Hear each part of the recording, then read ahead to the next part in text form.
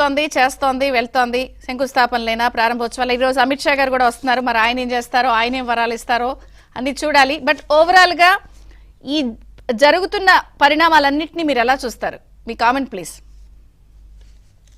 ముందుగా నాకే కదండి, మొత్తం రాష్ట్ర ప్రజలందరికీ కూడా కంగ్రాచులేషన్స్. ఎందుకంటే పార్టీలకు అతీతంగా అందరూ కూడా ఓట్లు ఎవరికి వేశారు ఏంటనేది పక్కన పెడితే పార్టీలకు అతీతంగా ప్రతి ఒక్కళ్ళు కూడా స్టీల్ ప్లాంట్ మాకు కావాల్సిందే. ఎందుకంటే విశాఖ ఉక్కు ఆంధ్ర హక్కు అని చెప్పి ఈ రోజుకి కూడా ఎన్నో సంవత్సరాల క్రితం పోరాటం చేసిన తర్వాత మళ్ళీ ఈ రోజుకి కూడా అదే మాట మీద ఓవరాల్ గా మొత్తం తెలుగు వాళ్ళందరూ కూడా, ఈవెన్ కేసీఆర్ గారు లాంటి వాళ్ళు, కేటీఆర్ గారు లాంటి వాళ్ళు కూడా సపోర్ట్ చేశారు ఈ విషయంలో.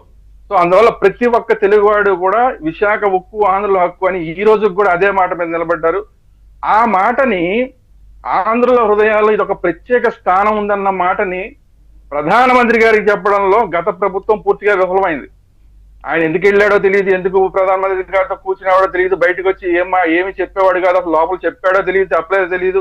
ఓవరాల్ గా ఆయన కేసుల గురించి మాట్లాడుతున్నాడో ఏంటో తెలియదు, మొత్తానికి ఏది కదల్లా. కానీ ఈయన వల్ల కాదు అని చెప్పి మనలాంటి వాళ్ళందరూ ఎట్టి పరిస్థితుల్లో గత ప్రభుత్వం జగన్మోహన్ రెడ్డి గారు పోవాల్సిందే అని పోరాటం చేశాం. పార్టీలతో సంబంధం లేకుండా విడిగా పోరాటాలు చేశాం. ఆ పోరాటాలు చేసినందుకు వ్యక్తిగతంగా నాలాంటి వాళ్ళు రాజకీయంగా నష్టపోయాం.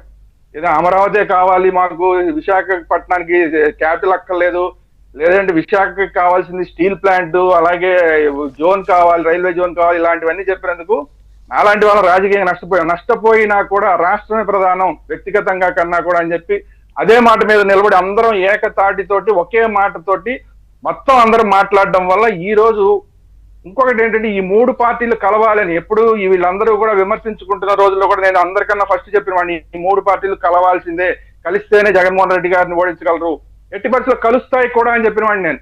అది జరిగింది. అది జరగడం వల్లనే ఈ రోజు ఆ ఫ్రూట్స్ అన్ని మనం ఇప్పుడు అనుభవించగలుగుతున్నాం. అంటే ఒక రకంగా ఈ ఎన్డీఏ కూటమి ఏర్పడిన తర్వాత టీడీపీ ఆ పెద్ద తమ్ముడు పాత్ర పోషించి తేవాల్సినవన్నీ తేగలవడంలో సక్సెస్ అవుతుందంటారా ఇవన్నీ చూస్తే? 100%. ఇప్పుడు నిన్న దీనికి ఉదాహరణ ఏంటంటే నిన్న ప్రధానమంత్రి గారు చేసిన ట్వీట్, ఆంధ్రుల హృదయాల్లో ఇది ఒక ప్రత్యేక స్థానం ఉంది ఈ స్టీల్ ప్లాంట్ కి అనేది మోడీ గారు ఒక ట్వీట్ చేశారంటే ఆయనకి అర్థమయ్యేలాగా చెప్పడంలో ఈ కూటమి సక్సెస్ అయింది. కూటమి సక్సెస్ అయిందంటే ఎవరు ఆటోమేటిక్ గా దానిలో పెద్దన్న పాత్ర పోషిస్తున్న చంద్రబాబు నాయుడు గారు, పవన్ కళ్యాణ్ గారు, అలాగే ఈవెన్ భారతీయ జనతా పార్టీకి సంబంధించిన కొంతమంది నాయకులు ఖచ్చితంగా సక్సెస్ అయ్యారు దీంట్లో. వాళ్ళు సక్సెస్ అవ్వడం వల్లే ప్రధానమంత్రి గారి నోటంబడి ఆ మాట వచ్చింది. వాళ్ళందరూ కూడా సక్సెస్ అవ్వడం వల్లే ఈ రోజు 11,440 కోట్ల ప్యాకేజీ అని విశాఖపట్నం స్టీల్ ప్లాంట్ కి ప్రకటించారు. ఇంకొకటి ఏంటంటే సరే ఇప్పటికి కూడా ప్రైవేటైజేషన్ ని ఆపలేదు అని చెప్పట్లేదు. కారణం ఏంటంటే వాళ్ళకి ఇది కేవలం ఇది దేశం మొత్తం స్థాయిలో తీసుకున్న ఒక నిర్ణయం.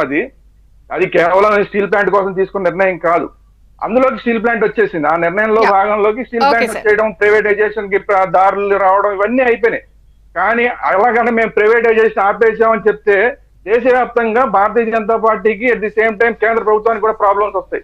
సో అలా చెప్పకుండా ఇండైరెక్ట్ గా రివైవల్ ప్యాకేజ్ ఇచ్చారు. రివైవల్ ప్యాకేజ్ ఇవ్వడం అంటే ఆల్మోస్ట్ ఇంకా అది లేదు అని చెప్పడం. బట్ ఇక్కడ ఇంకోటి, నేను అందరికీ చంద్రబాబు నాయుడు గారికి కంగ్రాట్స్, అలాగే పవన్ కళ్యాణ్ గారికి కంగ్రాట్స్, భారతీయ జనతా పార్టీ నాయకులందరికీ కంగ్రాట్స్, మా జేపీకి కంగ్రాట్స్, ఇలాగే ప్రధానమంత్రి గారికి కృతజ్ఞతలు చెప్తూనే నేనేం చెప్తానంటే నిన్ననే మనకి కేంద్ర ఉక్కు గనుల శాఖ మంత్రి మన మంత్రులు ఆయన కుమారస్వామి గారు మాట చెప్పాడు, 35,000 కోట్ల రూపాయలు లాస్ లో ఉంది ఈ స్టీల్ ప్లాంట్ అని చెప్పారు. సో 35,000 కోట్ల రూపాయలు లాస్ లో ఉందంటే ఈ 11,000 కోట్ల రూపాయలు ఖచ్చితంగా ఉపయోగపడతాయి, కానీ ఇది పూర్తి స్థాయిలో ఉపయోగపడదు. ఇది కూడా గుర్తుపెట్టుకోవాలి మనం.